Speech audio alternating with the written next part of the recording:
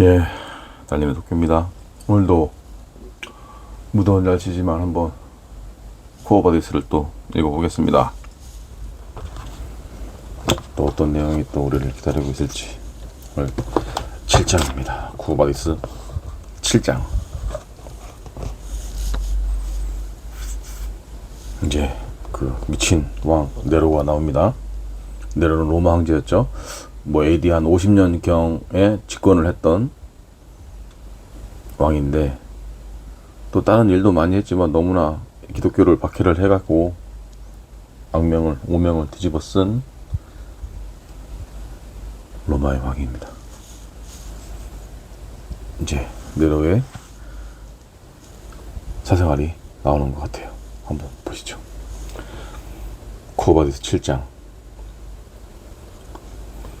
악테는 과거에 네로의 총애를 받았던 여자로서 한때 로마의 고관들이 그녀 앞에서 머리를 조아린 적도 있었다. 하지만 그녀는 정치적인 문제에 관여할 생각은 꿈에도 하지 않았다. 간혹 자신의 영향력을 행사하여 황제의 마음을 움직인 적도 있었지만 단지 누군가를 불쌍히 여기고 돕고 싶은 생각으로 그랬을 따름이다. 그녀는 얌전하고 겸손한 성품으로 주위 사람들이 모두 좋아했기에 단 한 사람의 적도 없었다. 심지어는 네로의 전분이었던 옥타비아도 그녀를 미워하지 않았고요. 악테를 시기하고 질투할 입장에 있는 사람들조차 그녀가 남에게 해를 끼칠 인물이 아니라는 것을 잘 알고 있었다. 그러나 이제 그녀는 가망없는 애절하고 서글픈 연정으로 지조를 지키며 돌아선 네로의 사랑을 그리워하며 슬픔에 잠겨 살아가고 있었다. 그녀의 삶을 지탱해 주는 것은 한때 지금보다는 나은 인간이었던 네로가 자신을 열렬히 사랑해 주었던 젊은 시절의 추억뿐이었다. 그녀는 과거의 추억 속에서 여전히 헤어나지 못하고 있었지만 그렇다고 이제 와서 어떤 변화를 기대할 수는 없는 것을 너무나 잘 알고 있었다. 황제가 그녀에게 되돌아갈 가능성은 전혀 없다는 것은 누구나 다 아는 사실이었기에 사람들은 그녀를 있으나 마나한 존재로 여기고 조용히 내버려 두었다. 황후 포페아도 악테를 얌전한 시녀쯤으로 여기고 어느 면으로 보나 위협적인 존재가 아닌 그 여자를 굳이 궁중에서 추방하려고 하지 않았다. 하지만 네로는 한때 악테를 사랑했고 오래전 그녀를 버릴 때에도 나쁜 감정 없이 담담하게 헤어졌으므로 아직까지 그녀에게 약간의 호의를 품고 있었다. 네로는 그녀를 노예 신분에서 해방시키고 궁전에 기거하게 하면서 별도의 침실을 내어주고 몇 명의 하인들까지 붙여주었다. 예전에는 팔라스와 나르키소스가 해방노예 신분으로 클라디우스 황제가 베푸는 연회에 참석했을 뿐만 아니라 유력한 고관 대접을 받으며 황제의 곁에 마련된 상석을 배정받았듯이 악테도 황제가 연회를 베풀 때면 그의 식탁에 초대되곤 했다. 그녀가 그런 대우를 받는 것은 아마도 아름다운 자태가 향연을 돋보이게 하는 살아있는 장식이 되었기 때문일 것이다. 황제는 이미 오래전부터 함께 식사할 상대를 선정할 때 격식이 얽매이지 않았다. 그의 식탁에는 각양각색 천차만별의 사람들이 모여들었다. 올라온 의원들은 아청과 익사를 늘어놓고 어릿광대의 역할을 기꺼이 맡으려고 줄을 섰다. 사치와 향락, 방탕한 생활에 중독된 남녀노소 귀족들도 끼어 있었다. 밤이면 기분 전환을 한다며 샛노란 가발을 뒤집어쓰고 어두운 거리로 모험을 찾아 나서서는 여러 명사들도 초대되었다. 지체 높은 관리들은 물론이고 가득 채운 술잔을 높이 쳐들고 자기가 섬기는 신들을 비방하는 제사들도 함께했다. 그 옆에는 가수와 배우, 악사, 남녀 무용수들이 있었고 황제를 찬양하는 시를 읊으면 하사금을 얼마나 받게 될까 이리저리 궁리하고 있는 시인들, 요리가 나올 때마다 탐욕스러운 시선을 던지는 배고픈 철학자들도 있었다. 뿐만 아니라 유명한 전차 경주 선수들, 검투사들, 마법사들, 재담꾼들, 익살꾼들, 유행에 앞장서는 남봉꾼들, 하룻밤의 명성으로 영원한 것으로 착각하는 어리석은 자들, 게으름뱅이 건달과 불황자 뿐만 아니라 노예의 표지인 귀에 뚫린 구멍을 긴 머리로 가리고 있는 사람들도 있었다. 처음부터 식탁에 바로 앉을 수 있는 사람은 고위층 명사들 뿐이었으므로 신분이 낮은 사람들은 그들이 식사하는 동안 영으로 좌중을 웃기면서 남은 술과 음식을 하인들이 가져다 주기만을 기다렸다. 그렇게 여러 종류의 손님들이 끌어모으는 일은 티겔리누스와 비텔리우스가 담당했는데 때로는 황제의 연회장에 어울리는 의복까지 갖추어 입히는 뒤치다거리까지 감수해야 했다. 황제는 그런 사람들과 오일되면 격식이나 절차를 따르지 않고 흉허물 없이 대할 수 있어 좋아했다. 황제의 자치스러운 궁전에서는 모든 것이 황금으로 뒤덮여 휘황찬란하게 빛나고 있었다. 지체 높은 양반들, 초라한 신분의 평민들, 명문가의 자손, 거리의 천민, 위대한 예술과 재능은 있지만 인정을 받지 못해 낙오된 사람들이 뒤섞여 황제의 궁전으로 모여들었다. 그들은 상상도 못했던 화려로운 광경에 눈이 휘둥그레졌어 부귀와 풍요에 수여자인 황제에게 가까이 다가가려고 애하은 애를 썼다.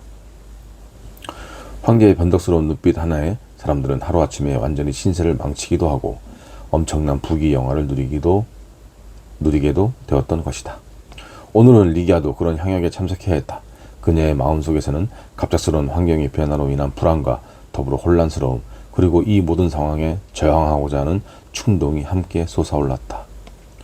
그녀는 황제가 두려웠고 이곳에 있는 사람들과 정신을 차릴 수 없을 만큼 소란스러운 궁전의 위용에 무작정 겁이 났다.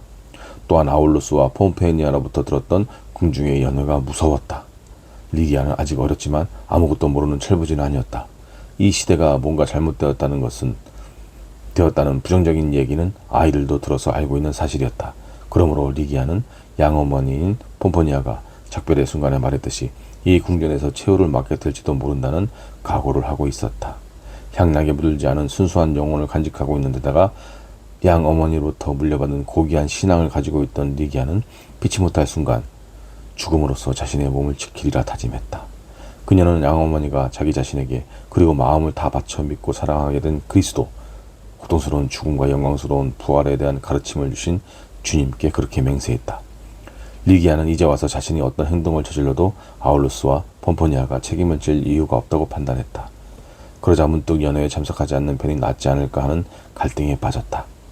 그녀의 마음속에는 공포와 불안이 아우성치는가 하면 한편으로는 고통과 죽음에 의연하게 몸을 맡겨 자신의 용기와 인내심을 증명해 보이고 싶은 욕망이 새롭게 일어났다. 주님이 그렇게 명하셨고 손수 모범을 보이셔 주시지 않았던가? 폼포니아가 말했었다.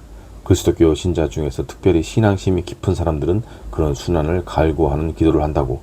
리기아 자신도 아울로스의 집에 있을 때 이따금 그런 소망을 가슴속에 품은 적이 있었다. 그녀는 손과 발에 상처를 입고 눈처럼 깨끗하고 신성한 순교자가 되어 새하얀 천사들에게 둘러싸여 푸른 하늘로 올라가는 자신의 모습을 그려보곤 했다. 물론 그 속에는 철없는 공상과 함께 폼포니아가 경계하는 일종의 자기 만족이 들어있기도 했다. 그러나 황제의 뜻을 거역하면 무서운 벌이 내려 지금까지 마음속으로만 그려온 순교의 꿈이 현실이 될지도 모르는 지금, 리기아에게는 오랫동안 꿈꿔왔던 환상이 실현될지도 모른다는 기대감과 더불어 과연 자기에게 어떤 일이 내려질 것이며 어떤 종류의 고통이 닥치게 될 것인가 하는 호기심과 공포가 뒤섞인 묘한 감정이 고개를 들었다. 순진하기만 한 리기아는 갈피를 잡지 못하고 주저하고 있었다. 악태는 연회에 참석하는 것이 망설여진다는 리기아의 말을 듣고 이 아이가 지금 열에 들떠 헛스를 하는 것이 아닌가 하는 의아한 눈으로 그녀를 쳐다보았다. 황궁에 오자마자 황제의 명을 거역하고 그의 노여움을 사려 한다니, 자기가 무슨 말을 하는지도 모르는 어린애가 아니고서야 어떻게 이런 한심한 발상을 할 수 있단 말인가. 리기아의 말에 따르면 그녀는 단순한 인질이 아니라 자기 민족으로부터 잊혀진 존재였다. 그렇다면 만민법에 의해서도 보호를 받지 못하며 설령 보호를 받는다고 해도 세계를 통치하는 황제의 기분에 따라 그까지 법률쯤 얼마든지 짓밟아버릴 수 있는 것이다. 마음으로 그녀를 궁중으로 데려왔으니 하고 싶은 대로 처리할 것은 분명한 일이다. 리기아의 운명은 오로지 황제의 손에 달렸고 황제의 뜻을 거스를 수 있는 자는 이 세상에 아무도 없다. 그래요. 악태는 말을 이었다. 나도 바오로 사도의 서한을 읽었답니다. 이 세상 넘어 저 높은 곳에 하나님의 부활하신 그분의 아드님이 계시다는 것을 알고 있어요. 그렇지만 리기아, 지상을 지배하는 분은 오직 황제폐하 한 분뿐이라는 것을 잊어서는 안 됩니다. 당신이 믿고 있는 교리는 나처럼 누군가의 정부로 지내는 것을 허용하지 않고 그 교리가 스토아파의 금욕주의와 비슷하다는 것은 나도 알고 있어요. 금욕주의에 관해서는 에픽테스투에게서 들었는데 죽음과 치욕 중에 반드시 어느 하나만을 선택해야 한다면 죽음을 택해야만 한다고 하더군요. 하지만 과연 당신에게 죽음만 기다리고 있고 치욕은 없는 것이라고 단언할 수 있나요? 혹시 세아누스의 딸에 대한 이야기를 들어본 적이 있어요? 그녀는 아직 어린 소녀였는데 처녀를 사형시키지 못한다는 법률을 지키기 위해서 티베리우스 황제는 사형을 집행하기 전에 능욕을 가하고 죽이라는 명령을 내렸다고 해요. 리기아, 제발 황제의 노여움을 사지 마세요. 최후의 순간 죽음이냐 치욕이냐를 놓고 선택할 수밖에 없는 상황에 이르게 되면 그때는 당신이 믿고 있는 진리에 따라 행동해도 좋아요. 그러나 스스로 미리 파멸의 구덩이를 파는 짓은 제발 하지 마세요. 하찮은 일로 이승을 지배하는 저 잔악한 신을 노하게 해서는 안 된답니다. 악태의 말에는 연민과 열정이 담겨 있었다. 악태는 태어날 때부터 근시였기 때문에 자기의 말에 리기아가 어떤 반응을 보이는지 확인하기 위해 리기아의 얼굴에 자신의 얼굴을 가까이 가져갔다. 리기아는 악태의 목을 두 팔로 끌어안고 어린아이처럼 의지하는 투로 말했다. 악태, 당신은 정말 다정하시군요. 악태는 리기아의 찬사와 신뢰에 감동되어 그녀를 와락 끌어안고 다독거려 주었다. 얼마 후 악태는 가만히 리기아의 손을 풀어내면서 말했다. 내 생애에서 기쁨과 행복은 이미 다 사라졌어요. 하지만 나는 악한 사람은 아니랍니다. 그러고 나서 방 안을 왔다 갔다 하면서 슬픔에 잠겨 혼잣말을 했다. 아니야, 그분은 절대로 나쁜 사람이 아니었어. 그분은 자신을 선한 사람이라고 믿었고 또 착한 사람이 되려고 애썼지. 누구보다 내가 잘 알고 있는 걸. 하지만 모든 것이 변해버렸어. 날 사랑하지 않게 되면서부터 그분이 그렇게 변해버린 것은 주변의 다른 사람들, 다른 사람들을 특히 포페아 때문이야. 악태의 속눈썹이 눈물로 젖었다. 리기아는 푸른 눈으로 그런 악태의 모습을 물끄러미 바라보다가 입을 열었다. 악태, 당신은 황제의 타락을 안타까워하고 계시는군요. 그렇죠? 네, 그래요. 그리스 여인이 목소리를 낮춰 대답했다. 악태는 두 손을 꽉 움켜쥐고는 아픈 가슴을 달래려는 듯 방안을 이리저리 서성이고 있었다. 리기아가 용기를 내어 물었다. 악태, 당신은 아직도 황제 폐하를 사랑하고 있나요? 네, 그렇답니다. 잠시 후 이렇게 덧붙였다. 이 세상에 나 말고는 진심으로 그분을 사랑하는 사람이 없으니까요. 침묵이 흘렀다. 그동안 악태는 심란해진 마음을 가라앉히기 위해 노력하고 있었다. 간신히 여느 때와 같은 슬픈 표정을 되찾고 차분한 어조로 말하기 시작했다. 리기아, 이제 당신 문제에 대해 이야기합시다. 황제의 뜻을 거역하다니 그런 생각은 꿈에도 하면 안 돼요. 그런 정신나간 짓이에요. 어떻게든 마음을 가라앉히도록 하세요. 나는 이 궁전의 일은 낱낱이 알고 있어요. 우선 황제는 두려워하지 않아도 되겠어요. 황제가 자신을 위해 당신을 불러들었다면 분명 이 팔라티움 궁전에 두지는 않았을 테니까요. 지금 황궁에서 매사를 자주 오는 사람은 포페아예요. 딸을 낳은 뒤에 황후의 세력은 더욱 커져서 황제조차 그녀의 소나기에 쥐어 살지요. 그래요. 네로 황제가 당신을 연회에 나오게 한 것은 분명하지만 한 번도 당신을 본 적이 없고 당신에 대해서 들어본 적도 없으니까 당신을 알 턱이 없죠. 그러니 틀림없이 당신과 관계된 일은 아닐 거예요. 어쩌면 아울로스와 폼포니아가 못마땅해서 당신을 빼앗아온 것인지도 모르겠군요. 페트로니우스가 당신을 잘 부탁한다는 편지를 보내왔고 폼포니아 역시 내게 편지를 썼으니 두 분 사이에 무슨 얘기가 오고 간 것은 아닐까요? 어쩌면 페트로니우스가 폼포니아의 부탁을 받고 내게 편지를 보낸 건지도 모르겠군요. 만일 페트로니우스가 폼포니아의 요청으로 이 일에 관여하고 있다면 조금 더 걱정할 것이 없어요. 그분이 말만 잘하면 황제가 당신을 아울루스 장군 댁으로 돌려보낼 수도 있으니까요. 황제가 페트로니우스를 얼마나 좋아하는지는 모르겠지만 그분의 의견에 반대하는 일은 거의 없거든요. 하지만 악태, 리기아가 대답했다. 내가 끌려오기 전에 페트로니우스가 우리 집에 오셨었어요. 어머니는 네로가 그분의 말을 듣고 나를 데려오라는 명령을 내렸다고 믿고 계시는걸요. 그렇다면 일이 이렇게 되었군요. 악태가 말했다. 그녀는 잠시 생각하게 잠기더니 말을 이었다.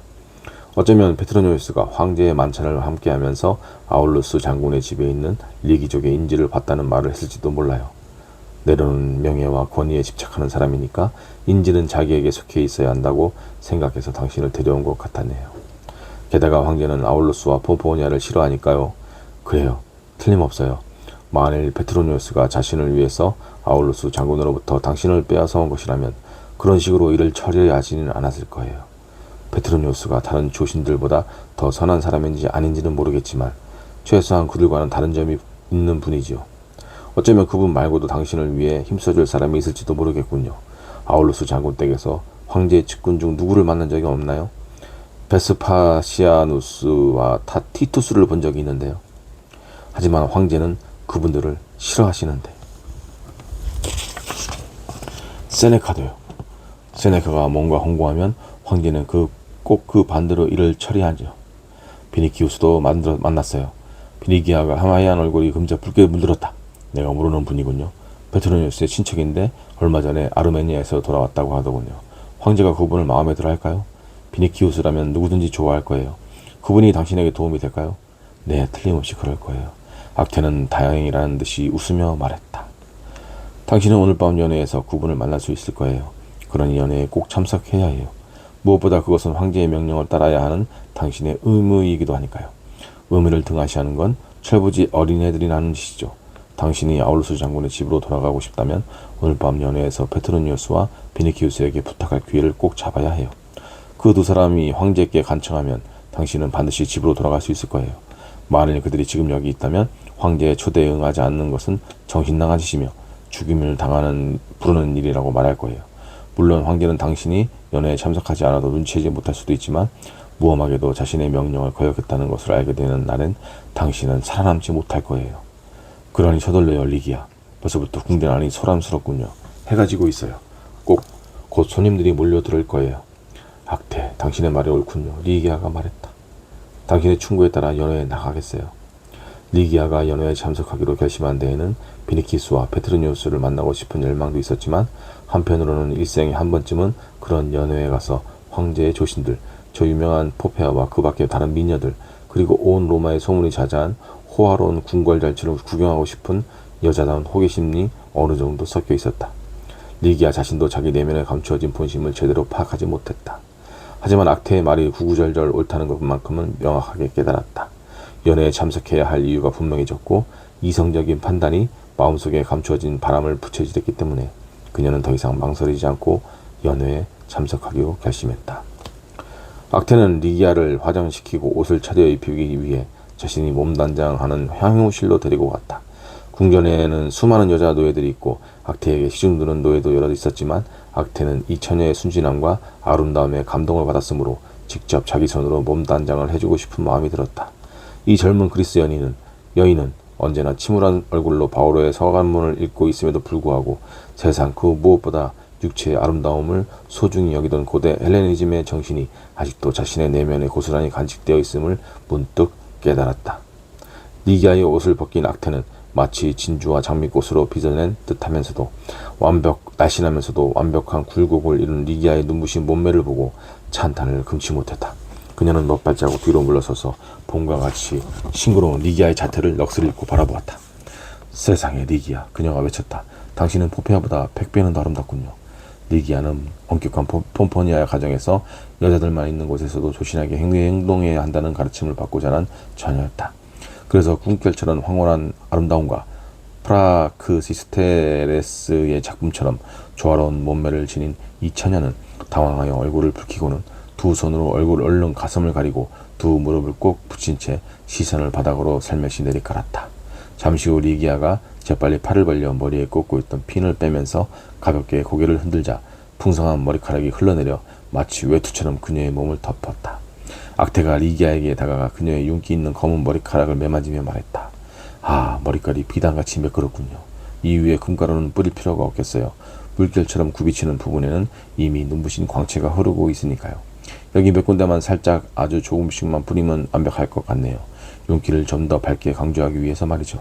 이렇게 예쁜 처녀가 태어난 것을 보니 리기족의 나라는 분명 아름다운 곳이겠군요. 저는 기억이 잘 나지 않아요. 리기아가 대답했다. 우르수스가 말하기를 그곳에는 온통 숲밖에 없대요. 하지만 숲에는 꽃이 피는 법이죠. 악태는 향수 그릇에 두 손을 담가 리기아의 머리카락을 살며시 적셨다. 그런 다음 악태는 아라비아산 향유를 리기아의 온몸에 바사지에서 정석껏 바르고 소매 없는 황급빛 튜닉을 입혔다. 그 위에다 눈처럼 휜 페플루스를 입히기 전에 리기아를 잠시 헐렁한 실내용 가운 차림으로 의자에 앉혀놓고 노예들을 시켜 그녀의 머리를 매만지게 했다. 그리고 멀찌감치 앉아서 노예들이 머리 손질을 제대로 하는지 꼼꼼히 지켜보았다.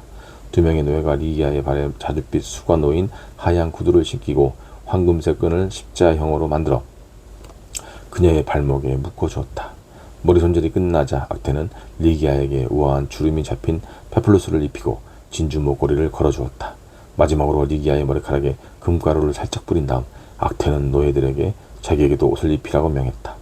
옷을 입는 동안 에도 악테는 감탄의 눈길로 리기아를 바라보고 있었다. 마침내 악테도 치장을 끝냈다.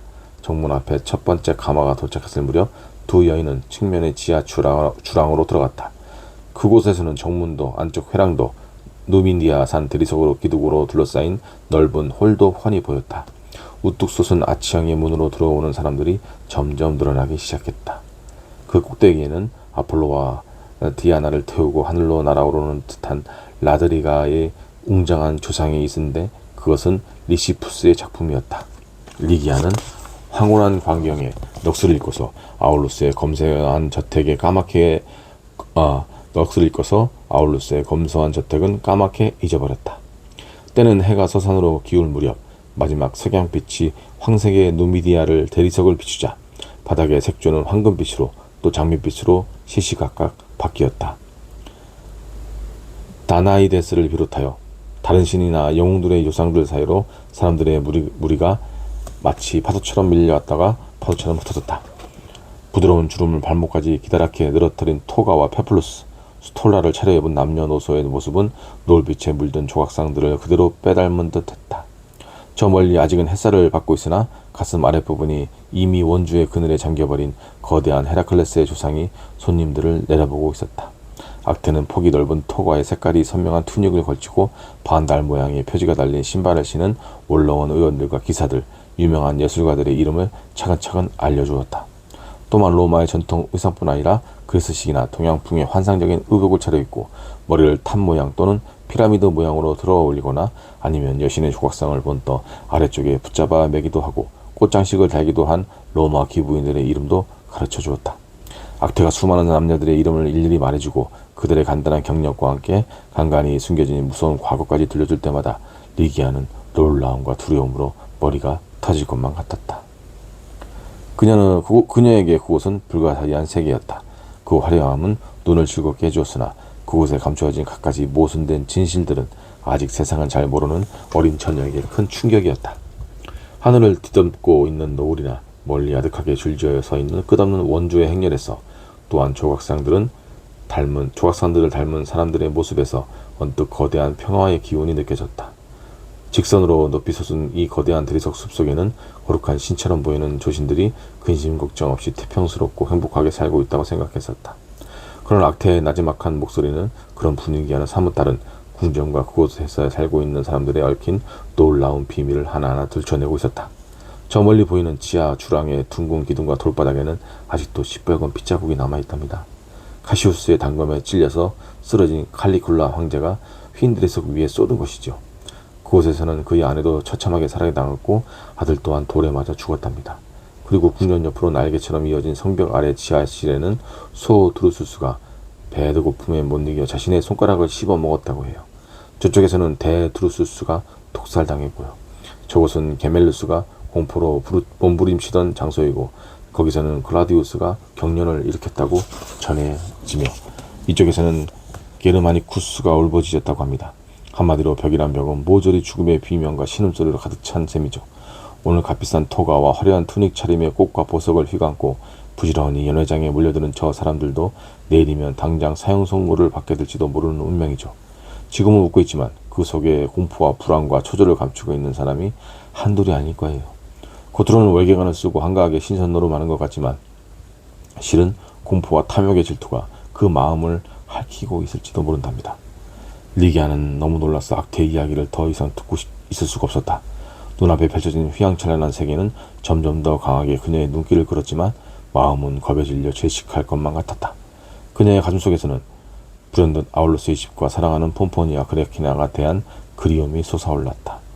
그곳에는 오직 사랑만 넘쳐 흐를 뿐 죄악의 어두운 그림자는 찾아볼 수 없었다. 그동안 아폴리니스 거리에서 손님들의 물결이 계속 밀려왔다. 문 밖에서는 주인을 따라온 노예들이 끼리끼리 모여 떠드는 소리가 들려왔다. 넓은 홀과 주랑에는 황제를 수행하는 남녀 노예들과 어린 종들, 궁전의 경호를 맡고 있는 군의대 병사들이 떼지어 몰려 있었다. 흰 얼굴과 구릿빛 얼굴들 사이로 깃 달린 투구를 쓰고 커다란 황금 귀걸이를 한 누미디아인의 까만 얼굴도 눈에 띄었다. 하인들은 류트와 카타라를 비롯하여 금과 은 청동으로 만든 수제 등잔과 늦가을이 앞서 야외에서 기른 꽃 대신 온실에서 재배한 꽃들을 부지런히 나르고 있었다. 사람들이 주고받고 있는 이야기가 소리가 점점 요란해지면서 노을빛의 붉은 장미처럼 발그레하게 물들어 흐느끼는 대리석 바닥을 향해 곤두박치는 분수와 물소리와 뒤섞였다. 악태는 더 이상 아무 말도 하지 않았다. 그러나 리기아는 수많은 사람들 속에서 만나고 싶은 얼굴을 찾아 끊임없이 눈동자를 돌리고 있었다. 갑자기 그녀의 두 뺨이 붉게 상기되었다. 원주 사이로 비니키우스와 페트로니우스가 모습을 드러냈던 것이다. 토가 차림으로 대연회장을 향해 걸어가는 그들의 모습은 신들에게 흰옷을 입혀놓은 듯 아름답고 당당해 보였다. 낯선 사람들 틈에서 비니키우스를 발견한 순간 리기아의 마음은 무겁고 지심을 덜어낸 듯 가벼워졌으며 외로움이 어느 정도 사라지는 것을 느꼈다. 조금 전까지만 해도 그녀를 사로잡았던 폼포니아와 아울루스에 대한 사무치는 그리움도 훨씬 수그러들었다. 비니키우스와 마주하고 이야기를 나누고 싶은 바람으로 리기아의 귀에 다른 소리는 더 이상 들려오지 않았다. 황제에 대한 온갖 끔찍한 이야기와 악태가 들려준 비화를 폼포니아의 경고를 떠올려 보려고 했었으나 다운 일이 되었다. 온갖 소문과 부정적인 이야기에도 불구하고 그녀는 어느덧 자기가 이 연회에 참석하지 않으면 안 되는 것, 실은 진심으로 참석하고 싶어 한다는 것을 깨달았다. 고귀한 신들에게 나 어울릴 것 같은 사랑과 행복에 대해 속삭여주던 비니키우스의 다정하고 감미로운 이야기들, 아직도 노랫소리처럼 귓가에 맴도는 그 달콤한 목소리를 이제 곧 들을 수 있다는 생각에 리기아는 말할 수 없이 기뻤다. 한편으로 리기아는 그 기쁨이 두렵기도 했다. 어쩐지 자신에게 깨달음을 주었던 저 고결한 가르침과 폼포니아, 그리고 자기 자신을 배반하는 것 같은 생각이 들었기 때문이다. 강제로 연회에 참석하는 것과 그 피렌을 반기는 것은 엄연히 다르다는 지각과 함께 갑자기 자신이 죄에 물든 타락한 여자가 된 것만 같은 생각이 들어 깊은 절망감으로 울고 싶어졌다.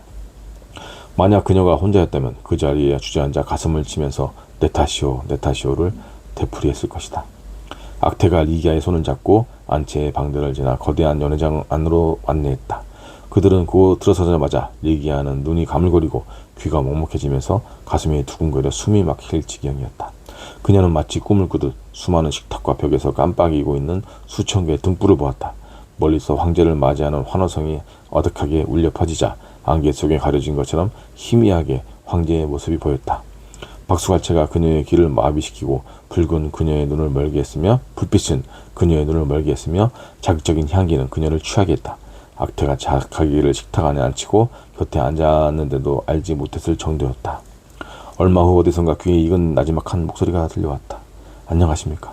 지상의 모든 처녀들과 천상의 모든 별들 중에서 가장 아름다운 여인, 성스러운 칼리나요. 리기아가 정신을 차리고 보니 옆에 있던 비니키우스가 서 있었다. 연회장에서는 편의상 토가를 입지 않은 관습 때문에 비니키우스는 토가를 벗고 온실로 종려나무를 수놓은 소매 없는 진홍색 튜닉만 걸치고 있었다. 화환이 드러난 팔뚝의 윗부분에는 동양풍의 금팔찌 2개를 끼고 있었고 그 아래로는 정성을 기울여 털을 깎아낸 듯 매끄러운 피부에 윤기가 흐르고 있었다. 그러면서도 그 팔은 오로지 검과 방패를 위해서 만들어진 것인 양 군 특유의 잘 발달된 근육을 자랑하고 있었다. 머리에는 장밋빛 화관을 쓰고 있었으며 코 위로 굴곡을 그리며 뻗은 눈썹과 매혹적인 눈빛, 햇빛에 적당히 걸린 얼굴은 청춘의 활력을 고스란히 드러내고 있었다. 처음에 놀라움은 어느 정도 진정되었으나 비니키우스의 모습이 눈부신 나머지 리기아는 그가 건넨 인사에 간단히 한마디로 대답했다. 안녕하세요, 마르쿠스. 비니키우스가 말했다. 당신을 바라보고 있는 내 눈은 행복하도다. 필이나 키타라의 선율보다 더 낭낭한 당신의 음성을 듣고 있는 내 귀 역시 행복하도다. 만일 비너스와 당신 중에 한쪽을 택해야 한다면 리기아, 나는 단연코 당신을 선택하겠나이다. 신성한 그대여. 비니키우스는 리기아의 모습을 후회 없이 실컷 봐두겠다는 듯 이글거리는 눈으로 그녀를 뚫어지게 응시했다. 그의 시선은 그녀의 얼굴에서 목으로 다시 훤히 드러난 어깨로 미끄러져 내려가면서 그녀의 아름다운 자태를 부드럽게 어루만지고 포옹하고 탐미하였다. 그의 마음속에는 끓어오르는 정열과 행복, 한없는 경탄의 감정이 솟아올랐다. 황제의 궁전에 오면 당신을 만나리라는 것을 알고 있었습니다. 비니키우스가 말했다. 그러나 막상 당신을 보니 예기치 않은 행운을 만난 것처럼 너무 기뻐서 내 영혼이 전율하고 있습니다. 정신을 가다듬은 리기아는 궁전에 있는 수많은 사람들 중에서 오로지 비니키우스만이 자기와 가까운 유일한 사람이라는 생각이 들어 조금씩 마음을 열기 시작했다. 그녀는 지금 자기에게 일어나고 있는 이해할 수 없는 일들, 자기를 공포에 떨게 했던 갑작스러운 사건들에 대해 비니키우스에게 조목조목 물었다. 이 궁전에서 자기가 만나게 된다는 것을 어떻게 알았으며 도대체 자기가 왜 이곳으로 끌려오게 되었는지, 무엇 때문에 황제는 폼포니아의 품에서 자기를 뺏어왔는지, 그리고는 이곳에 있으니 모든 것이 낯설고 무서워서 빨리 어머니의 품으로 돌아가고 싶다고 말했다. 만일 페트로니우스나 비니키우스가 자신의 귀가 문제를 황제에게 청해주지 않는다면 두려움과 가족에 대한 향수 때문에 죽을 것만 같다고 덧붙였다. 리기아가 궁정으로 끌려갔던 소식은 아울루스에게 들었다고 비니키우스에게 대답했다. 당신은 왜 궁전에 와 있는지 나도 모릅니다. 황제께서는 자기가 취한 조치나 명령에 대해서 일체 설명하는 법이 없으니까요. 그러나 두려워하지 마십시오. 나 비니키우스가 이렇게 당신 곁에 있고 언제나 당신을 지켜줄 테니까요. 당신을 볼 수 없다면 차라리 장님이 되기를 원하며 당신을 잃려니 목숨을 버리는 것이 낫습니다. 당신은 내 영혼이니 내 넋을 다 바쳐 당신을 지키랍니다. 내 집에 당신을 위한 제단을 만들어 신들을 찬양하듯 몰약과 알로에를 바치고 봄이 되면 아네모네와 능금꽃을 헌화하겠습니다. 비니키우스가 만일 궁전이 싫으면 더 이상 이곳에 머물지 않아도 되도록 힘써주겠노라고 리기아에게 구습게 맹세했다. 비록 가끔씩 말을 얼버무리면서 적당히 돌리기도 했지만 리기아에 대한 비니키우스의 마음만은 진실했기에 그의 목소리에는 진심이 담겨 있었다. 비니키우스는 리기아에게 대한 순수한 애정을 품고 있었다. 그래서 리기아가 감사를 표하며 비니키우스의 선의를 폼포니아도 틀림없이 고맙게 생각할 것이고 그녀 또한 평생토록 은혜를 잊지 않겠다고 말할 때는 영원히 전율하는 듯한 벅찬 감동을 느꼈다. 비니키우스는 감격한 나머지 이제부터 리기아의 바람을 거절하는 일은 절대 없을 것이라고 속으로 다짐했다. 그의 심장은 환희로 인해 녹아내리는 것 같았다. 리기아의 눈부신 미모가 모든 감각을 취하게 하면서 비니키우스는 점점 더 격렬하게 그녀를 원하는 자신을 느꼈다. 그러나 한편으로 더할 나위 없이 고귀한 존재인 리기아를 신을 대하듯이 찬양하고 싶은 마음이 솟아올랐다. 비니키우스는 리기아의 어여쁜 모습에 도취된 자신의 심정을 더 이상 마음속에만 간직해 둘 수가 없었다. 연애가 점점 무르익어가자 그는 리기아에게 더욱 가까이 다가앉으며 마음 깊은 곳에서 우러나는 찬미의 말들을 달콤하게 속삭였다. 그의 목소리는 마치 잔잔한 노랫소리처럼 부드러웠고 포도주처럼 감미로웠다. 리기아는 황홀해졌다. 낯선 사람들로 둘러싸인 이곳에서 리기아는 비니키우스가 전보다 더욱 가깝고 믿음직스럽게 생각되었고 자신을 극진하게 대하는 그를 완전히 신뢰하게 되었다. 비니키우스는 리기아를 안심시켜 주었고 황제의 궁에서 구출해 주겠다고 약속했다. 앞으로 무슨 일이 있어도 절대로 그녀를 놓치지 않을 것이며 그녀를 지켜주겠다고 다짐했다.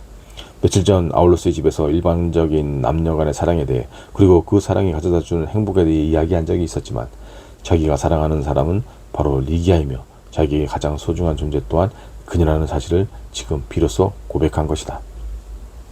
리기아가 남자의 입에서 그런 말을 듣는 것은 처음이었다. 비니키우스의 말을 듣는 순간 리기아는 자신의 내부에서 꿈에서 깨어난 듯 뭔가 새로운 감정이 눈을 뜨고 한없는 기쁨과 정체모를 불안이 뒤섞인 짜릿한 행복감이 자신을 사로잡는 것을 느꼈다. 볼이 달아오르고 가슴이 두근거렸으며 경이로움으로 입술이 반쯤 벌어졌다. 그녀는 그런 사랑에 밀어들이 두려우면서도 어쩐지 한마디도 놓치고 싶지 않았다. 시선을 아래로 떨어뜨리고 조용히 비니키우스의 말에 귀 기울이던 리기아는 가끔씩 말씀을 계속하세요라는 듯 부끄러워하면서 해맑은 눈동자로 비니키우스를 바라보았다. 떨썩한 이야기 소리, 울려 퍼지는 음악 소리와 꽃향기, 아라비아산 향내에 취해 리기아의 정신은 점점 아득해졌다. 아울루스의 집에 있을 때 리기아는 식탁에서 언제나 폼포니아와 어린 아울루스 사이에 앉았다. 그런데 지금은 젊고 건강하며 빼어난 용모의 정열적인 비니키우스가 바로 곁에 앉아 있었다. 그녀는 자기를 향해 용수집치는 젊은이의 열정을 생생하게 느끼며 수줍음과 환희를 동시에 맛보았다. 마치 졸음처럼 밀려드는 나락한 무력감, 꿈속을 헤매는 듯한 황홀한 환각이 그녀를 엄습해왔다. 리기아가 바로 옆에 있다는 사실은 비니키우스에게도 자극이 되었다. 얼굴빛이 갈수록 창백해지고 동방에서 달려온 말처럼 콧망울이 부풀어 올랐다. 심장은 투닉 속에서 격렬하게 고동쳤고 호흡이 점점 가빠져 말을 더듬기 시작했다. 그도 그럴 것이 그녀의 곁에 있는 이렇게 가까이 앉아보는 것은 처음이었기 때문이다. 머리가 혼란해지고 혈관이 불에 타는 듯 뜨거웠다. 그는 포도주로 그 열기를 식혀보려 했으나 헛일이었다. 리기아의 아름다운 얼굴, 드러난 팔, 황급빛 튜닉 아래에서 물결치는 처녀의 가슴, 새하얀 페플루스 자락에 감싸인 그녀의 우아한 자태가 포도주보다 훨씬 강렬하고 강하게 그를 취하게 했다. 비네키우스는 지난번 아울루스의 집에서 그랬듯이 리기아의 손목을 잡아쥐고 가까이 끌어당기면서 떡실린 입술로 속삭였다. 당신을 사랑합니다. 칼리나, 나의 여신이여. 이 손 놓으세요, 마르쿠스. 리기아가 말했다. 그는 안개가 낀 몽롱한 눈으로 다시 한번 말했다. 나의 여신이여, 부디 나를 사랑해주오. 바로 그때 리기아의 다른 쪽에 옆에 앉아있던 악테의 목소리가 들려왔다. 황제께서 당신들을 보고 계십니다. 비네키우스는 황제와 악테에게 화가 났다. 그녀가 갑자기 끼어들었기 때문에 한껏 무르익은 분위기가 무참히 깨져버렸던 것이다. 사랑에 취한 젊은이에게는 아무리 호의적인 충고라 해도 결정적인 순간에 끼어들면 쓸데없는 참견이라고 생각할 될 수밖에 없었다. 더구나 비네키우스는 자기와 리기아에 대한 대화를 악테가 고의로 방해했다고 오해하고 있었다. 비네키우스는 머리를 들고 리기아의 어깨 너머로 여전히 미모와 젊음을 유지하고 있는 아름다운 해방노예를 노려보며 퉁명스럽게 말했다. 악테, 당신이 연회에서 황제 곁에 앉았던 것은 이미 옛날 일입니다. 당신은 시력이 매우 좋지 못하다고 하던데 어떻게 황제의 얼굴을 볼 수 있다는 거요? 악테가 서글픈 목소리로 대답했다. 그래도 저는 황제를 볼 수 있답니다. 황제도 저와 마찬가지로 근시입니다만 에메랄드 구슬을 통해 당신들을 보고 계십니다. 네로의 일거수일투족은 그의 측근들에게까지 경계심을 품게 했으므로 비니키우스는 또한 신경이 쓰였다. 그는 정신을 차리고 황제가 있는 쪽을 슬쩍 바라보았다. 리기아는 연회가 시작될 무렵 안개 저편에 먼 곳을 바라보듯이 어렴풋이 황제를 보았을 뿐 그 후로는 곁에서 속삭이는 비니키우스의 말에 열중해서 황제나 다른 사람들에게 관심을 가질 겨를이 없었다. 그러나 지금은 호기심과 더러움이 되살아나서 황제가 있는 쪽으로 눈길을 던지지 않을 수 없었다. 악테의 말은 사실이었다. 황제는 식탁 옆에 비스듬히 누워서 한쪽 눈을 가늘게 뜨고 다른 쪽 눈에는 평소에 애용하는 동그란 에메랄드 구슬을 갖다 대고 자기들 쪽을 보고 있었다. 순간적으로 황제와 리기아의 시선이 마주쳤다. 그러자 처녀의 가슴이 덜컥 내려앉았다. 어렸을 때 시칠리아에 있는 아울루스의 별장에 가면 늙은 이집트 여종이 깊은 산속에 살고 있다는 무시무시한 용의 이야기를 들려주곤 했는데 지금 그 용이 초록빛 눈빛으로 자신을 노려보고 있는 것만 같았다. 리기아는 겁에 질린 아이처럼 자신도 모르게 비니키우스의 손을 꼭 쥐었다. 머릿속이 갑자기 혼란스러워졌다. 저 사람이 황제란 말인가? 무섭고도 전능하다는 바로 그 사람이란 말인가? 리기아는 지금껏 그를 본 적이 없었으나 지금 보고 있는 사람과는 다른 얼굴을 상상하고 있었다. 예컨대 전형적인 폭군이나 악당의 심술궂은 얼굴을 생각하고 있었는데 굵은 목 위에 다부지게 얹혀있는 커다란 두상은 다소 엽기적이긴 했지만 그녀의 예상과는 딴판이었던 것이다. 멀리서 본 황제의 얼굴은 어린아이 같기도 하고 익살스러운 느낌도 자아냈다. 황제를 제외한 모든 보통 사람에게는 금지되어 있는 자수정 빛깔의 투닉이 그의 짤막하고 넓직한 얼굴에 푸스문한 광채를 드리고 있었다. 검은 머리카락은 오토가 유행시킨 스타일을 쫓아 네 가닥으로 나누어 곱슬곱슬하게 다듬어져 있었다. 얼마 전 주피터 신인에게 봉헌했기 때문에 네로의 턱에는 수염이 없었다. 로마 사람들은 그 헌납에 대해 겉으로는 황제에게 감사를 표했으나 뒤에서는 가문의 혈통을 때문에 수염이 붉어서 아까워할 이유가 없었으므로 기꺼이 바친 것이라고 몰래 수군거렸다. 눈썹 위로 불룩하게 튀어나온 이마는 어떻게 보면 당당한 위험이 느끼기도 했다. 유난히 좁은 미간에는 자신의 지배력을 과시하려는 듯 자신감이 역력히 드러나 있고 이마 아래로는 원숭이 같기도 하고 주정뱅이나 광대처럼 보이기도 하는 기묘한 얼굴이었다. 신처럼 추워먹는 그 사내의 얼굴에는 변덕스럽고 황된 탐욕의 빛이 가득했고 아직 젊은 나이임에도 불구하고 기름기가 흐르고 있어 병적으로 불결해 보이기까지 했다. 그런 황제의 모습은 두려움과 함께 혐오감을 자아냈다. 잠시 후 황제는 에메랄드 구슬을 내려놓고 리기아에게서 시선을 거두었다. 바로 그때 리기아는 황제의 튀어나온 푸르스름한 눈동자를 똑똑히 볼 수 있었다. 죽은 사람의 눈처럼 총기가 없고 흐리멍텅한 그 눈은 사방에서 쏟아지는 밝은 빛이 눈에 부신 듯 어쩔 줄 몰라 하며 깜빡거리고 있었다. 황제는 페트로니우스 쪽으로 돌아오며 말했다. 저 여자가 바로 비니키우스가 말해 반했던 그 인질인가? 네, 그렇습니다. 페트로니우스가 대답했다. 어느 인종이지? 리기족입니다. 비니키우스는 저 여자를 미인이라고 생각했단 말이지.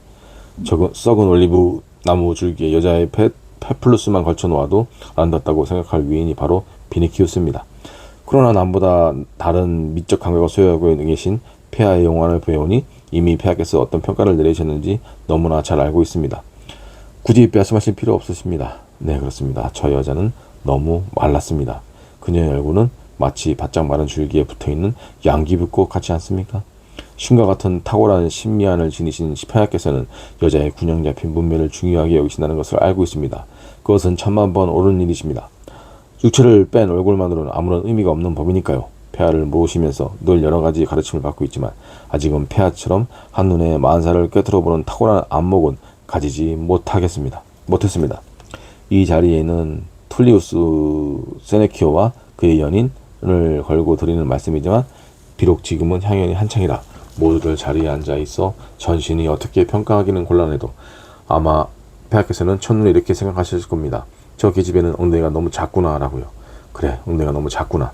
내려놓은 눈을 지그시 감으며 맞장구를 쳤다. 페트로니우스의 입가에 희미한 미소가 번졌다. 그러자 툴리우스 세네키오가 갑자기 페트로니우스를 돌아보았다. 세네키오는 아직까지 무조건 꿈을 신봉하는 베스티누스를 비웃으며 한창 이야기에 열중했던 중이었다. 그러나 황제는 페트로니우스가 무슨 말을 하고 있는지 모르면서 무턱대고 이렇게 말했다. 당신 말은 틀렸어. 나는 폐하의 말씀이 옳다고 생각하오. 어허, 그런가? 페트로니우스가 대답했다. 방금 폐하께서 당신에게는 그러한 최소한의 이성은 있는 것 같다고 말씀드렸더니 폐하께서 당신이야말로 어리석은 당나귀 그 자체라고 말씀하셨소. 페트로니우스의 승리다. 네로는 웃음을 터뜨리면서 엄지손가락을 아래로 내렸다. 이것은 경기장에서 검투사가 쓰러지며 죽었을 때 그를 죽여 끝을 내라는 신호로 사용되는 동작이었다. 베스티누스는 아직도 꿈 이야기가 계속되고 있는 것으로 착각하고 큰 목소리로 말했다. 난 꿈을 믿고 있어. 제네카도 언젠가 꿈을 신봉하고 있다고 내게 말한 적이 있어요. 그러자 칼비아 크리스피날리가 식탁으로 몸을 기울이며 말했다. 그래요? 간밤에 나는 베스타의 제사가 된 꿈을 꾸었을걸요. 이 말에 네로가 손뼉을 치자 모두를 따라했다. 그러자 장내에는 잠시 동안 박수 소리가 울려 퍼졌다. 크리스피날라라는 남편을 여러 차례 바꾼 여자로 그녀의 난잡한 품행은 온 로마 시내에 소문이 자자하기 때문이다. 그녀는 조금도 부끄러워하지 않고 말했다.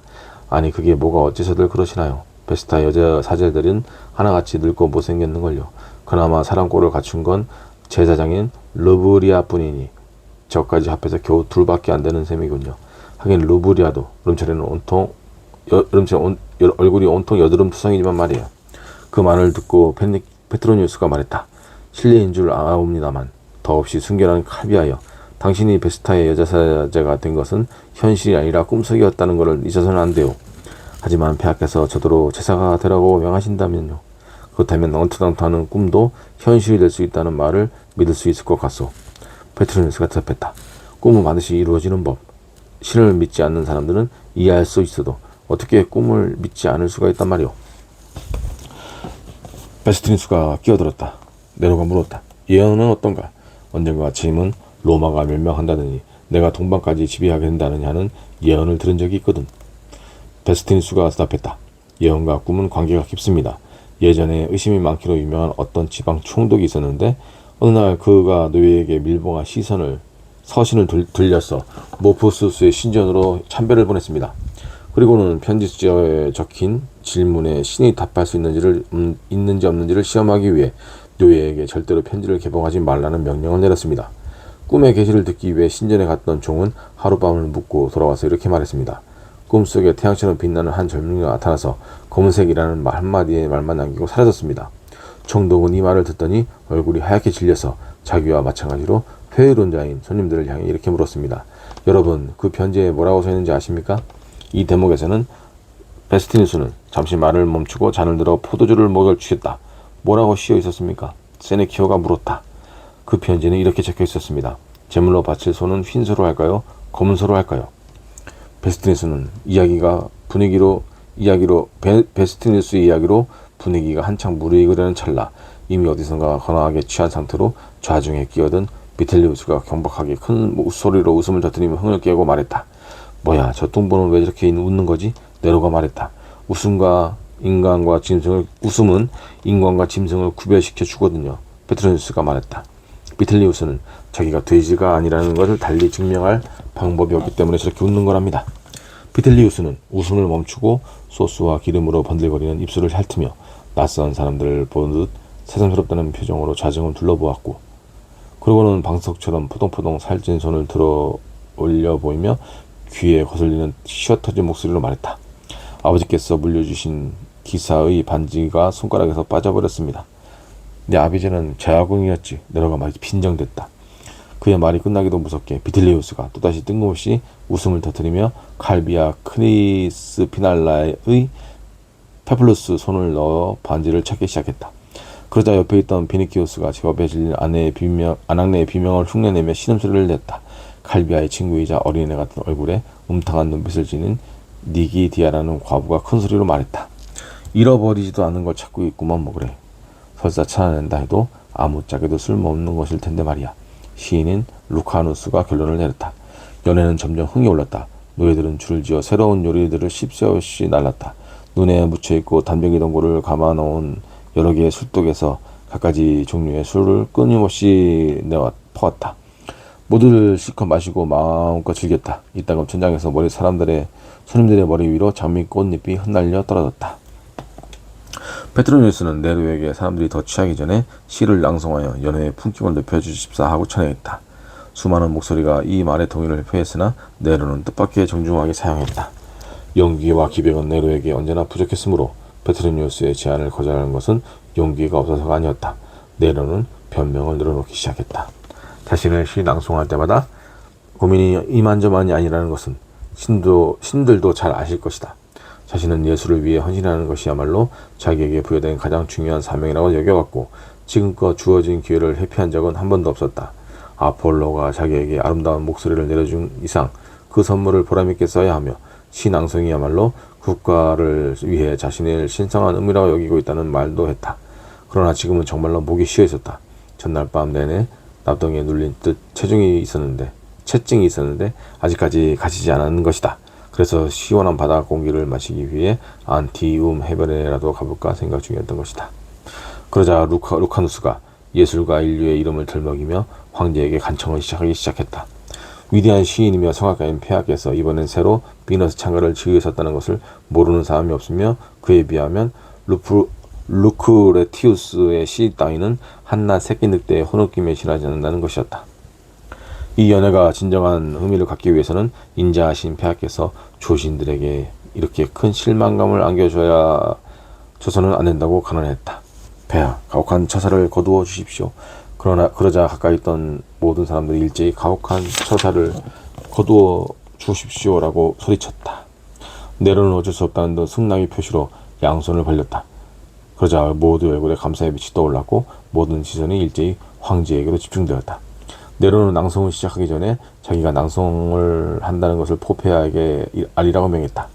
그러고는 손님들에게 포페아의 몸에 좋지 못해 연애에 나오지 못했는데 자기 노래만큼 좋은 묘약이 없으므로 그녀가 이 자리에 참석지 못해 그 기회를 놓치게 된다면 심히 유감스러울 것이라고 말했다. 잠시 후 포페아가 서둘러 나타났다. 그녀는 네로를 마치 부하처럼 쥐고 흔들었으나 가수로서 전차경주 선수로서 또 시인으로서 자존심만큼은 건드려서는 안 된다는 사실을 명심하고 있었다. 연회장에 들어선 포페아는 네로와 똑같은 자주정빛 가운을 입고 미시니사로부터 빼앗아온 거대한 진주 목걸이를 하고 있었는데 마치 여신처럼 아름다운 모습이었다. 밝은 금발의 매력적인 몸매를 유지하고 있는 그녀는 두 번이나 이혼한 경력이 있음에도 불구하고 얼굴이나 눈빛이 마치 처녀 같았다. 사람들은 환호로 그녀를 반기면서 성스러운 황후라고 외쳤다. 리기아는 지금껏 이렇게 어여쁜 여인을 본 적이 없었다. 포페아 사비나라면 세상에서 가장 사악한 여자로 알려있지 않은가? 그런데 저렇게 눈부시게 아름답다니. 리기아는 자신의 두 눈을 믿을 수가 없었다. 폼포니아로부터 그리고 아울루스 가문을 찾아오는 여러 손님들과 군인들로부터 포페아가 네로를 충동하여 그의 어머니와 아내를 살해야 하도록 했다는 이야기를 수없이 들었던 것이다. 밤마다 사람들이 그녀의 조각상을 부여붙이고 발각당하는 날엔 엄벌에 처해지는데도 불구하고 매일 아침 도시의 성경에서는 그녀를 비방하는 낙서가 발견된다는 말도 들었다. 그리스도 교인들에게는 죄와 악의 화신으로 불리는 악명 높은 포페아도 가까이에서 보니 마치 하늘의 천사나 천상의 영혼처럼 아름답기 그지없었다. 아, 마르쿠스, 진짜로 저분은 포페아인가요? 비니키우스는 리기아가 여기저기 정신을 팔려 자기가 아닌 다른 것에 신경 쓰는 것이 싫어서 술잔을 들어 올리며 퉁명스럽게 말했다. 네, 맞아요. 그녀가 미인인 것은 틀림없지만 당신은 그녀보다 100배는 더 아름답습니다. 당신은 자신을 너무 모르고 있어요. 스스로의 가치를 알게 되면 필경 나르시스처럼 자신의 모습에 도취될 것이오. 폼페아는 당나귀 젖으로 목욕을 한다지만 당신은 아마도 비너스 손수 자신의 젖으로 목욕을 시켜줬던 게 틀림없어. 당신은 자신의 진가를 제대로 모르는군요. 내 사랑스러운 눈동자요. 저 연을 보지 말고 나를 봐요. 내 사랑스러운 눈동자요. 이 술잔에 당신의 입술을 대십시오. 그러면 나 역시 거기에 내 입술을 갖다 댈 테니. 비니키우스가 점점 가까이 다가오자 그녀는 악태가 앉아있는 쪽으로 물러났다. 마침 그때 황제가 일어섰으므로 조용히 하라는 소리가 들려왔다. 가수인 디오도르가 델타를 황제에게 건너주었다. 그러자 가수 테르프노스가 반주를 하기 위해 나블리움을 들고 황제 곁으로 다가갔다. 네로는 식탁 위에 델타를 내려놓으니 묵묵히 천장을 쳐다보았다. 연회장은 잠시 동안 물을 끼얹는 듯 조용해졌다. 이따금없이 천장에서 끝없이 꽃잎이 산란되며 벌어지는 소리만 들릴 따름이었다. 황제는 비너스 찬가를 부르기 시작했다. 그것은 노래라기보다는 두 가지 악기의 선율에 맞춰 운율에 따라 노래와 시를 낭송한다는 표현이 더 적절했다. 목소리가 다소 탁하긴 했지만 듣기 싫을 정도는 아니었고 시의 내용도 그런대로 괜찮았기에 가엾은 리기아는 또다시 양심의 가책에 시달려야만 했다. 비록 그 창가는 방탕한 사교의 여신인 비너스를 참여하고 있었지만 리기아의 귀에는 꽤 그렇듯하게 들렸던 것이다. 게다가 월계관을 쓸 제 황제의 모습도 모두가 연애가 시작되었을 때보다 덜 무섭고 덜 흉하게 느껴졌고 오히려 위험있고 당당해 보이기까지 했다. 청중들은 우레와 같은 박수를 보냈다. 오, 천상의 목소리야 라는 외침이 여기저기서 들려왔다. 몇몇 여인들은 감격의 표시로 두 손을 높이 쳐들어서기도 하고 눈물을 흘리는 사람도 있었다. 연회장은 벌집을 쑤셔넣은 듯 들고 있었다. 포페아는 금발의 머리를 숙여 네로의 손에 입을 맞춘 자세로 한동안 꼼짝도 하지 않고 안았다. 그리스 태생의 절세의 미소년인 피타고라스는 네로의 발 앞에 무릎을 꿇었다. 이 소년은 훗날 네로가 거의 실성한 상태에서 그와 정식으로 이해를 갖추어 결혼식을 올리게 된다. 하지만 정작 황제가 열심히 바라보고 있는 건 페트로니우스였다. 네로는 페트로니우스의 찬사를 무엇보다 고대하고 있었다. 드디어 페트로니우스가 입을 열었다. 곡에 대해 말씀드리면 오르페우스도 이 순간에는 여기 있는 루카누스처럼 질투에 사로잡혀 얼굴에 누래질 정도이며 시 또한 조금이라도 서툴렸으면 좋았으리라는 생각이 듭니다. 만약 그랬다면 감히 제가 이 뛰어난 시에 걸맞은 적당한 찬사의 말을 찾을 수가 있었을 테니까요. 루카누스는 질투로 본보기로 자신을 적으로 언급했음에도 불구하고 페트로니우스에게 감사의 눈치를 보냈다. 그리고는 아침짓 낭패스럽다는 신용을 해보며 말했다. 이런 뛰어난 시인과 같은 시대에 태어났으니 이 무슨 저주받을 운명이란 말인가. 그렇지 않았으면 나도 세상 사람들의 기억 속에 남아 파르나수스 산에 모셔질 수 있을 텐데 지금의 내 처지는 밝은 태양 앞에 희미한 촛불처럼 초라하기 짝이었구나. 놀랄 만큼 기억력이 좋은 페트로니우스는 비너스 창가를 군데군데 되풀이하기도 하고 시구를 하나씩 인용해가며 훌륭한 표현에는 적절한 찬사를 넣어놓기도 했다. 루카누스는 한술 더 떠서 마치 그 시의 출중함 때문에 조금 전에 실투심 따위는 다 잊어버렸다는 듯이 페트로니우스의 말이 끝날 때마다 자신의 감정을 덧붙이곤 했다. 순간 네로의 얼굴에는 만족스러우면서도 허영심에 가득 찬 기색이 역력했는데 그 명청한 얼굴은 우매한 인간의 표본같이 보였다. 네로는 페트로니우스와 루카누스에게 두 사람이 찬사를 보낸 구절은 자신도 가장 만족스럽게 생각하는 대목이라고 말하고는 루카누스를 위로하려 들었다. 사람의 재능은 타고나는 것이라 어쩔 수 없으니 용기를 잃지 말라면서 사람들이 주피터를 숭배한다고 다른 신들에게 경의를 표하지 않는 것은 아니라고 말했다. 이윽고 네로는 포페아를 배웅하기 위해 자리에서 일어났다. 황후가 몸이 불편하여 연회장을 떠나고 싶어 했던 것이다. 황제는 다른 손님들에게 자리에 앉으라고 명하고 곧 돌아오겠다고 말하며 황후와 함께 사라졌다. 그리고 잠시 후에 연회장으로 돌아왔다. 향을 피우고 그 향내를 음미하면서 페트로니우스와 티겔리누스가 연회를 위해 마련하는 구경거리를 감상하기 위해서였다. 또다시 시가 낭송되고 대화가 이어졌으나 재치와 해악은 찾아볼 수 없었고 엉뚱하고 저속한 내용들이 줄을 이었다. 무언극의 달인 파리스가 등장하여 이나쿠스의 딸 이오의 연회담을 무용으로 보여주었다. 손님들 가운데 유일하게 그런 구경을 처음 하는 리기아에게는 동작 하나하나가 마치 기적이나 마술을 부리는 것 같이 보였다. 파리스는 손과 몸을 움직여 춤으로 도저히 표현할 수 없을 것만 같은 내용을 섬세하게 표현해내고 있었다. 그의 두 손이 공기를 휘저으며 마치 농염한 여인의 몸이 황홀경에 전율하듯 노골적으로 달아오는 분위기를 연출해냈다. 그것은 춤이 아니라 그대로 그림이었다. 은밀한 사랑의 행위를 고스란히 펼쳐 보이는 선명하고 신비스러우며 적나라한 한 폭의 그림이었다. 파리스의 차례가 끝나자 이번에는 가무단이 등장했다. 그들은 시리아의 무희들과 함께 키타라와 피리, 북과 징의 연주에 맞춰 괴성을 지르며 음탕한 동작으로 주신의 춤을 추기 시작했다. 리기아는 타오르는 불꽃이 자신의 몸을 삭힐 것만 같았고 심지어 궁전의 벼락이 떨어지거나 연회장에 있는 사람들의 머리 위로 천장이 무너져 내리지 않을까 하는 불안감에 사로잡혔다. 하지만 바닥으로 떨어지는 것은 천장에 쳐놓은 황급빛 그물 장식 사이로 이따금씩 쏟아져 내리는 장미꽃잎밖에는 아무것도 없었다. 어느덧 거나하게 취한 비니큐스가 리기에게 말했다.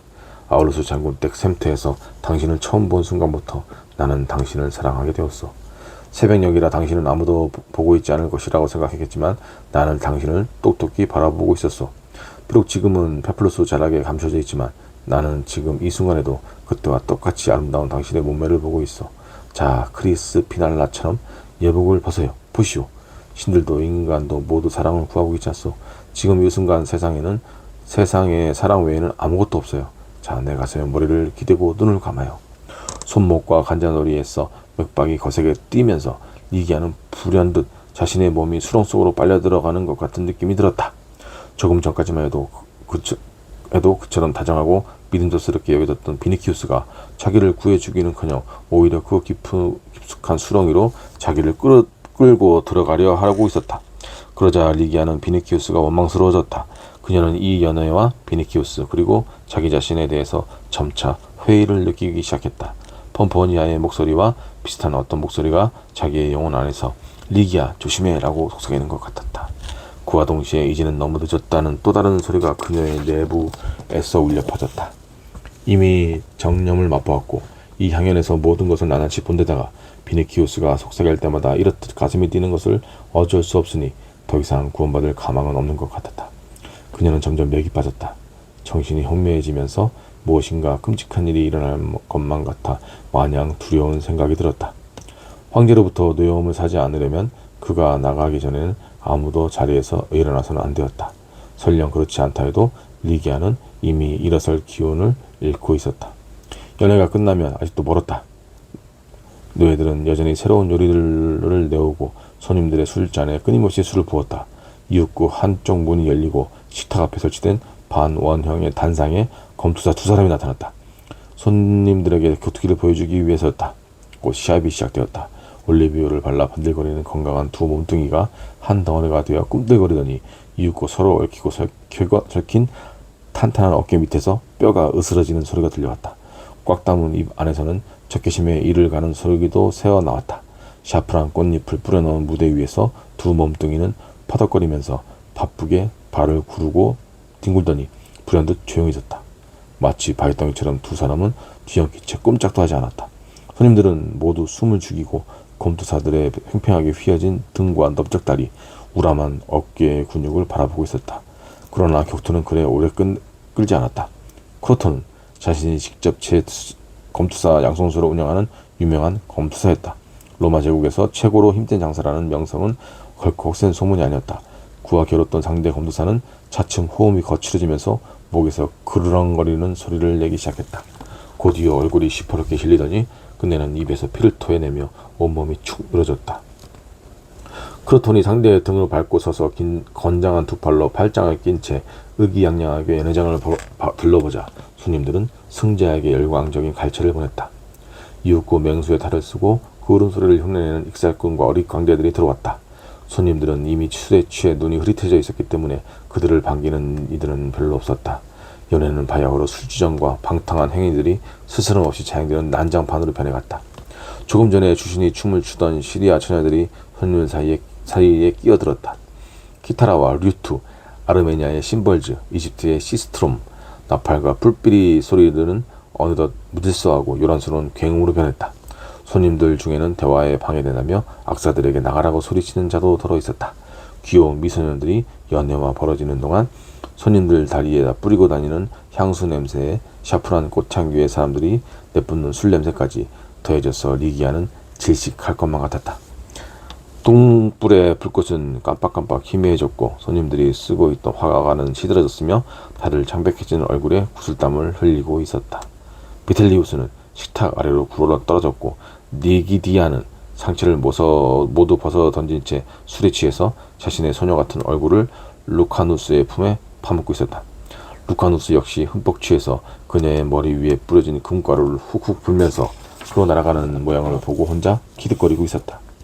술에 취하면 항상 같은 말을 반복하는 베스트니우스는 지방 총독이 보낸 밀봉 편지에 대한 모푸스스의 답을 10번도 더 되풀이했고 신들을 비웃던 툴리우스는 딸꾹질을 하면서 맥빠진 목소리로 말했다.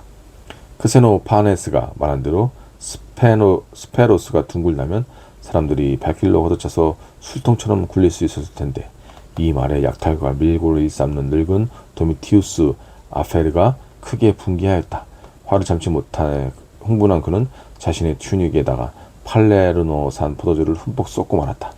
나는 언제나 신을 믿어왔다. 사람들 중에는 로마가 멸망할 것이라고 하는 자들이 있고 심지어 벌써 패망의 징조가 시작되었다고 하는 자들도 있다. 그래, 언젠가는 그렇게 되겠지. 하지만 그런 일이 닥치는 일은 오늘날의 젊은이들이 신앙심을 갖고 있지 않기 때문이다. 신앙이 없으면 덕이 존재할 수 없는 법. 사람들은 과거에 엄격한 관습을 버렸다. 향락주의자들에게는 야만인들을 막아낼 힘이 없었으므로 재앙은 피할 도리가 없다는 것을 아무도 생각하지조차 하지 않았다. 다 소용없는 시기다.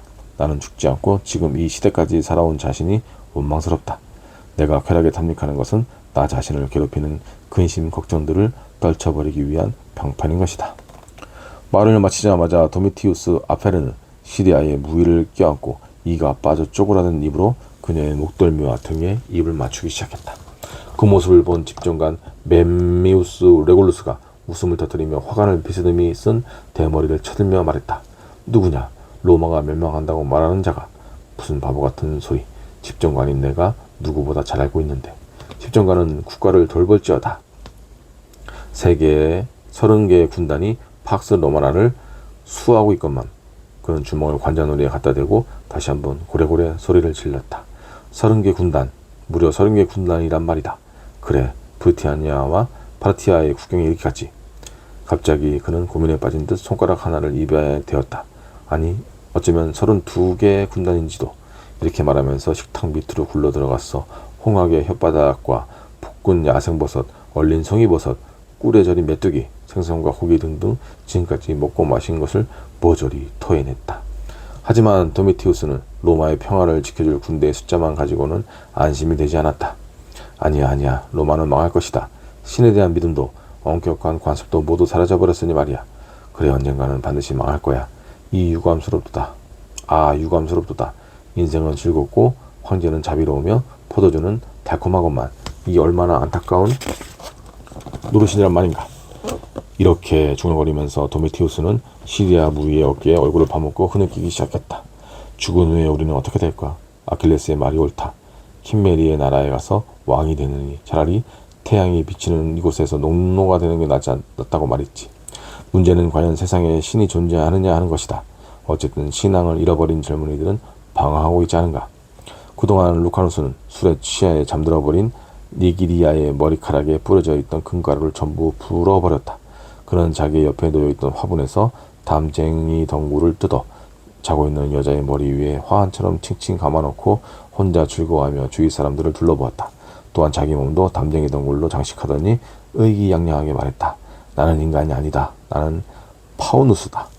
페트리니우스는 취하지는 않았지만 내로는 달랐다. 황제는 처음에는 자신이 신성한 목소리를 보호한다며 자제하다가 차츰 한 잔 또 한 잔씩 계속 술잔을 기울이더니 결국 취하고 말았다. 그는 자신이 자작시를 그리스어로 낭송하려다가 그만 가사를 잊어버리고는 대신 아나크레온의 찬가를 큰 소리로 부르기 시작했다. 피타고라스와 디오도로, 테르프노스가 반주를 했다. 그러자 박자가 제대로 맞지 않아 중단하고 말았다. 내려는 미의 에오가이자 감식가를 자처하고 있는 피타고라스의 아름다움을 찬미하며 정신없이 그의 양손에 입을 맞추기 시작했다. 언젠가 이렇게 고운 손을 본 적이 있었노라 중얼거리면서 누구였더라? 그의 잔손으로 땀에 젖은 이마를 짚고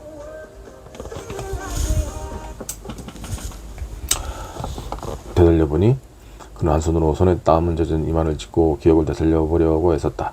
잠시 후 갑자기 그의 얼굴빛이 어두워졌다. 그래, 어머니의 손이었어. 내 어머니 아그리피나의 손. 과거의 어두운 환영이 갑작스럽게 그를 덮쳤다. 노래가 입을 열었다.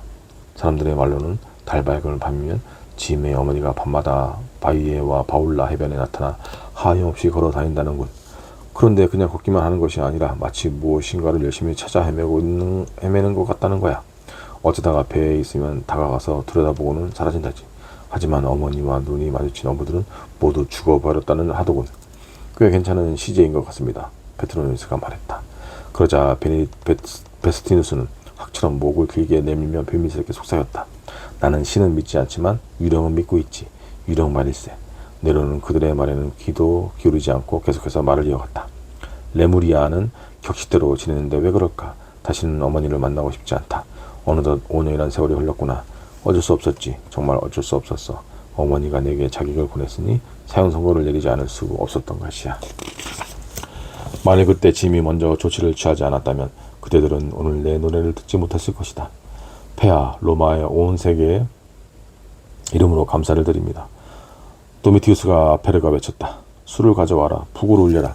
온 장내가 또다시 흥청거렸다. 담쟁이 동물을 온몸에 감고 있던 루카누스가 벌떡 일어나 악을 썼다. 나는 사람이 아니다. 나는 숲의 정령으로 숲에서 살고 있다. 야호. 황제도 취했고 남녀를 막론하고 모두 취했다. 비니키우스도 다른 사람들 못지않게 취했다. 취하면 의뢰 그러듯이 불타는 욕정과 함께 난폭해지고 싶은 충동이 불현듯 끓어올랐다. 검게 그을린 그의 얼굴이 창백해졌고 혀가 꼬이면서 한껏 높아진 목소리는 마치 무슨 명령을 내리듯 딱딱하게 들렸다.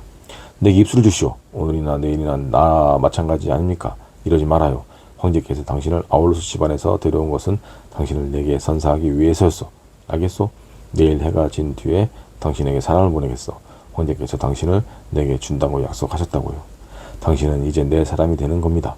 자, 어서 입술을 내놔요. 내일까지 어떻게 기다리란 말이오. 지금 당장 어서 입술을 주시오. 어서. 비니키우스는 니기아를 껴안았다. 악타가 옆에서 그를 말렸고 니기아는 또한 필사적으로 몸부림쳤다. 그의 매끈한 팔을 자신의 몸에서 떼어내려고 온 힘을 다해 바둥거리며 뿌리쳐 보았지만 소용이 없었다. 니기아는 실망과 두려움에 휩싸여서 떨리는 목소리로 제발 자기를 불쌍히 여겨 놓아달라고 애원했으나 비니키우스는 듣지 않았다. 숨을 내쉴 때마다 술 냄새를 잔뜩 풍기며 그의 얼굴이 그녀의 얼굴을 향해 점점 다가왔다. 이제 그는 더 이상 과거에 다정하고 고상한 비니키우스가 아니었다.